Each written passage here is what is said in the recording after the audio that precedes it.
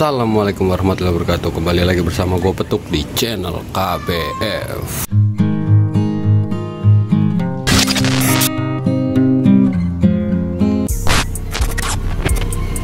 Halo guys, selamat siang. Di sini tempat gua habis turun hujan ya. Dan ini gue bakal update usia murai batu anakan yang kemarin baru netes. Terus kemarin juga udah bisa keluar glodok di usia 12 hari. Dan sekarang anakan murai batu gua ini usianya sudah meranjak ke 17 hari. 17 hari, 16 hari, 16 hari, 17 hari hari ini. Nah, ini indukannya pejantan. Ini murai batu gua di sini netes 3 ekor. Oh, udah terbangnya udah pinter-pinter banget tuh. Udah pinter-pinter terbangnya juga. Dan sekarang nih posisi lagi selesai hujan. Oh, udah pintar dia, udah bisa terbang. Tuh. Udah pinter. Usianya 16-17 hari, udah pinter murai batu gua. Udah bisa terbang. Tuh. Jangkrik masih banyak utuh. Tuh. Ini habis hujan guys ya, tadi habis hujan terus. Jadi tempat gue ini terbuka atasnya. Tuh lihat tuh. Atasnya terbuka. Gitu. Atasnya terbuka, atapnya tuh. Jadi kalau hujan panas dia tuh kena. Kalau hujan airnya masuk tapi nggak terlalu banyak karena atapnya ini masih ada di atasnya lagi. Paling cuma tampias saja. Nah, kali ini gue bakal ngasih unjuk kalian gimana murai batu lolo induk itu dilolo sama indukan jantan dan indukan betina. Nah, berhubung ini tadi habis hujan, terus ini juga udah jatahnya dia makan kroto. Jadi hari ini siang ini gua kasih kroto gitu. Jadi gua ambil dulu makanannya guys ya. Gua ambil dulu makanannya. Nah, ini menu pakannya guys ya. Ini kroto, udah jatahnya dia kroto. Gue pemberian kroto itu di siang hari. Tuh. Nih kroto udah tadi habis gue bersihin tapi masih kotor juga, masih ada semut. Masih kotor, nggak terlalu bersih banget. Ada semutnya. Kroto nggak terlalu bersih banget karena gue belinya juga di pasar kan, belinya on-onan bukan beli yang bersih banget. Seharusnya kroto itu yang bersih banget sih bagusnya kroto tuh bersih banget. Nah, ini sekarang turun hujan guys. Turun hujan, suaranya juga kedengeran. Oh, gue beli di pasar 1 on biasa, 1 on untuk apa, untuk sehari. Nanti setelah itu gue beli lagi kalau habis, karena kalau disimpan terus di kulkas itu nggak bagus ya kroto ya, nanti dia akan bau takutnya. Nah, ini ulet kandang ini gue kasih super fit ya untuk makanannya. Terus nih jangkrik juga, jangkrik ini sebelum gue berikan gue kasih super fit juga tadi pagi. Gue pemberian super fit itu seminggu sekali untuk gue kasih makan jangkrik sama ke ulet kandang. Nah, ini tuh tadi pagi udah diberikan super fit ke ulet kandang sama ke jangkrik gitu. Nah, pemberian kroto ini gua 2 hari sekali. Terus pemberian ulet kandang ini gua itu setiap hari nggak masalah ya. Ulet kandang ini diberikan setiap hari. Nah, asalkan jangan ulet hongkong, takutnya indukannya birahi, dia nggak mau yang namanya ngelolo anakannya karena birahinya tinggi, maunya kawin aja terus gitu, takutnya gitu.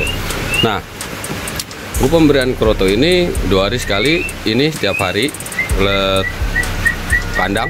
Kalau jangkrik porsi gue tuh selalu banyak karena dia ngeloloh kan. Karena yang di dalam kandang ternak ini, gua ngasih makan itu untuk 5 ekor burung, 2 indukan, 3 anakan gitu. Kroto ini gue berikan 2 hari sekali. Ingat guys ya, 2 hari sekali, jangan terlalu sering, takutnya naik birahi juga, karena kroto ini bisa memicu birahi pada murai batu. Kalau untuk ulat kandang ini nggak terlalu berpengaruh untuk memicu birahinya, berpengaruh tapi sedikit, nggak terlalu banyak gitu. Nah ini kenapa gue berikan setiap hari, karena kan dia sedang meloloh. Jadi saat meloloh anakannya itu, ini tuh porsinya pas gitu loh, kecil-kecil, jadi bisa masuk ke dalam mulut anaknya, anakannya itu saat indukan yang loloh gitu. Oke, ini gue beresin dulu,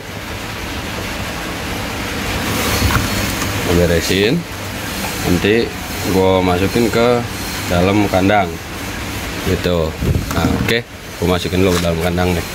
Nah ini udah nih, siap begini doang, udah tempat makan gue dari bak yang udah nggak kepake. Terus ini gue bolongin, beli ginian ya, murah lah, paling modal berapa, 25.000 udah bisa nih begini, bolongin sendiri. Tuh indukannya pejantan dan menanti. Ini pejantan gue pinter banget guys ya, dia tuh senang, gemar sekali dia ngeloloh anakannya gitu. Nah ini indukan pejantan gue juga ya bisa dikategorikan terah, karena dia juga sering menang lomba gitu. Belum nyampe ke event-event besar sih, cuma baru ke event-event kayak latber, latpres gitu, sebelum gue tangkarkan di kandang ini gitu. Oke, sekarang kita masukin dulu makanannya. Ntar makanannya udah gue masuk tuh, lihat tuh, si indukan jantan itu pasti dah, dia tuh kalau ada sesuatu yang baru dimakan sama dia, kayak kroto entah apa tuh. Indukan betina juga tuh akur sekali guys ya, indukan jantan sama indukan betina gua. Nah ini gua lolo induk sampai dia mandiri baru gue panen. Usia nanti panen gue sekitar usia di ya 1 bulan kurang lebih. Terus nanti pemberian ring gue di umur 22 hari gitu, nanti baru gue pemberian ring. Oh tuh, pejantan betina sama pejantan laki, indukan betina tuh akur, mereka saling bekerja sama untuk meloloh anaknya nih tuh. Nah banyak juga kan yang bertanya tuh, kenapa sih bang kok lolo induk, terus apa bedanya sih bang lolo induk sama lolo tangan mandiri gitu kan, apa sih bang bedanya gitu. Banyak yang nanya tuh kayak gitu. Nah sini gua kasih jelasan ya untuk kalian ya, sedikit nih pengalaman dan pengetahuan gua di dunia peternakan penangkaran burung lolo induk. Nah kenapa gua milih lolo induk? Nah, lolo induk itu burung akan cepat pintar gitu, cepat pintar karena dia dilolo induk, dan dia kesehariannya itu melihat indukannya sendiri gitu, tanpa kita harus ngajarin dia untuk makan sendiri atau kita ngeloloh tangan, karena si indukannya itu dia itu pinter gitu, dia punya insting sendiri untuk meloloh anakannya tanpa harus kita suruh gitu. Kenapa lolo induk itu nilainya plus daripada lolo tangan? Karena selain burung itu pintar, bisa menirukan indukannya, bisa menirukan indukan betina dan bejantan, bisa juga menirukan gaya atau suara dari si pejantan, bisa juga menirukan meloloh anak dari si betina atau mengeram dari si betina. Kenapa lolo induk tuh lebih pinter? Karena mereka tuh punya insting untuk meloloh anaknya sendiri dan tahu kapan tepat waktunya untuk memberikan asupan makanan kepada si anaknya gitu. Kalau andai kata kita lolo tangan kan kita terkadang sejam, 2 jam, 3 jam gitu kan, kita kasih lagi sampai mereka kenyang. Nah gitu.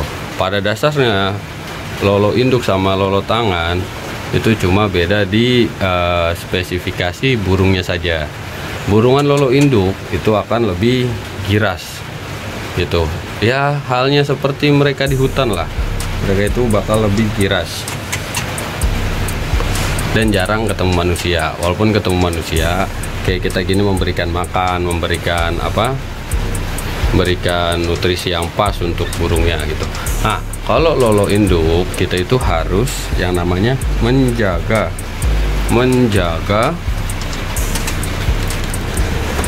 kualitas makannya, itu tuh harus kita jaga. Kalau untuk lolo induk gitu ya guys ya. Tuh kalau lolo induk tuh kualitas makannya tuh harus kita jaga gitu. Ini gue masuk ke dalam kandang, nggak masuk sih, gue di depan aja. Untuk lolo induk tuh kita harus menjaga yang namanya kualitas makanannya gitu. Nah, kualitas makanan harus kita jaga seperti kroto, asupan-asupan yang lainnya. Terus kayak ulat kandang, ulat Hongkong, itu kita harus memberikan porsi yang secukupnya agar si anakan murai batu ini tidak kekurangan nutrisi gitu. Nah, kelebihannya lolo induk itu anakan akan mudah, cepat, pintar, dan besar-besar gitu. Coba kalian perhatikan lolo induk dengan lolo tangan atau lolo manusia tuh biasanya mereka usia di 12 hari tuh belum jago terbang, mahir terbang kayak gini tuh. Nah, ini tuh udah kelihatan dia udah jago terbang, udah mahir terbang gitu, dan mereka tuh pinter, bakal menyontoh indukannya gitu. Masalah fighter, masalah survival untuk mereka bertahan hidup tuh. Nah, itu ada satu anak yang udah minta makan ke betina. Kan tadi udah dikasih makan, kayaknya betinanya belum mau ngasih makan lagi gitu. Nah, bedanya kalau lolo manusia kan kita sifatnya naruhnya di kandang kecil ya, di kandang kecil. Nah, kandang kecil itu untuk mereka terbang sana sini tuh kan agak susah gitu. Terus mereka juga bingung juga harus menyontoh siapa untuk terbang dan mencari makan gitu. Kalau di lolo induk mereka itu udah punya insting sendiri ya untuk mengikuti indukannya buat mencari makan gitu. Jadi mereka bisa melihat indukannya mencari makan gitu. Itu untuk lolo induk. Nah, biasanya burung lolo induk, bukan biasanya lagi ya, emang udah kenyataannya burung lolo induk itu pinter-pinter, cerdas-cerdas gitu, karena mereka tuh langsung praktek sama indukannya, gue lagi langsung praktek sama indukannya tanpa kita ajari gitu. Indukannya ini tuh akan mengajari anakannya dengan sendirinya. Mereka punya insting sendiri untuk mengajari anakannya gitu. Setelah mereka selesai mengajari anakannya untuk makan, untuk terbang, untuk bertahan hidup, untuk menyerang, untuk mempertahankan teritori, mereka akan melepas anaknya itu di usia 1 bulan biasanya kalau di alam sana itu. Kalau habitat aslinya kan mereka tuh survivalnya lebih tinggi ya. Ini karena di kandang seperti ini ya, nggak beda jauh sama habitat di alamnya. Untuk survival mereka bertahan hidup tuh lebih tinggi gitu.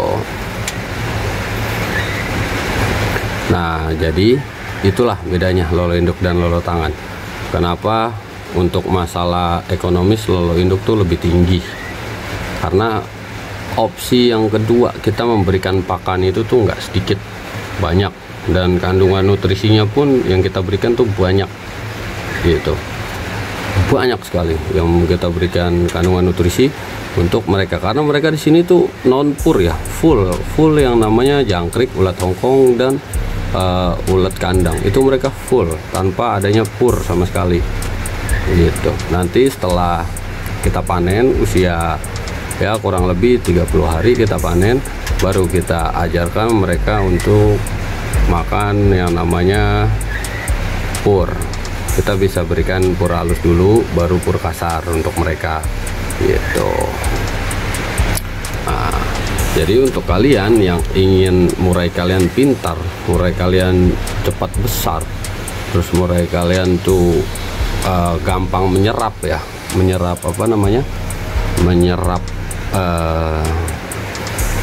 menyerap belajar dari indukan, menyerap ilmu yang indukan berikan kepada anakannya tuh mereka tuh cepat gitu. Nah, kalian itu bisa melakukan metode yang namanya lolo induk seperti ini.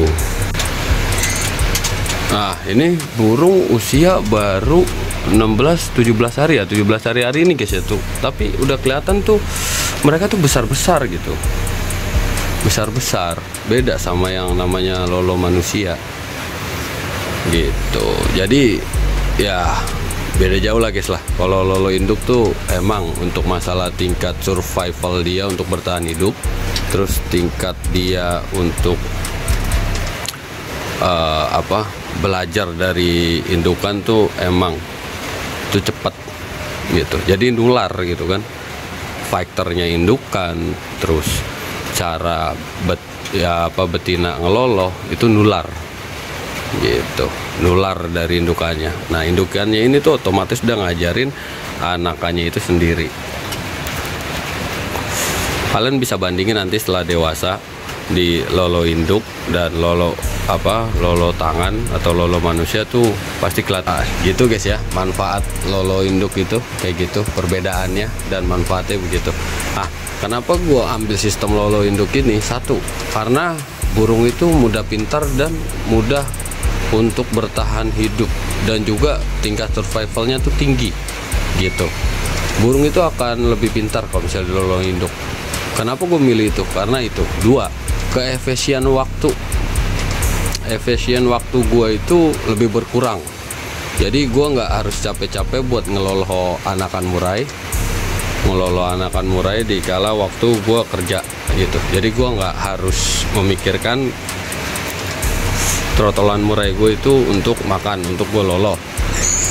Nah, yang ketiga itu kita memberikan pengeluaran biaya untuk lolo induk tuh lebih banyak ketimbang kita lolo tangan gitu. Pengeluaran biaya yang kita keluarkan tuh lebih banyak ketimbang kita lolo tangan. Kalau lolo tangan kan kita beli pur gitu, pur yang bagus gitu kan, itu kan bisa kepake sampai dia dewasa.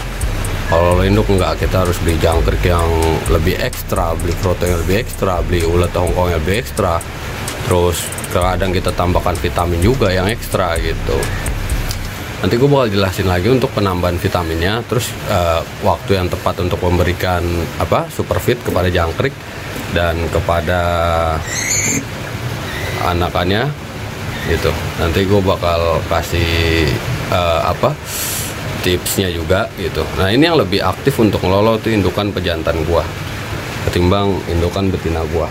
Sepertinya sih kalau gue lihat-lihat indukan betina gua tuh lebih dominan bikin sarang ya. Dia lagi mau bikin sarang nih ternyata di glodok ujung sana lagi, di tempat waktu itu dia anakan ini 3 ekor ini keluar dan menetas. Nah, kalau lolo manusia itu bedanya sama lolo induk. Yang pertama, lolo manusia tuh lebih efisien, untuk harga ekonomisnya itu lebih murah gitu ya kan, efisien, harga ekonomisnya itu lebih murah itu. Tapi untuk masalah yang kedua, untuk masalah waktu itu lebih tersita waktunya.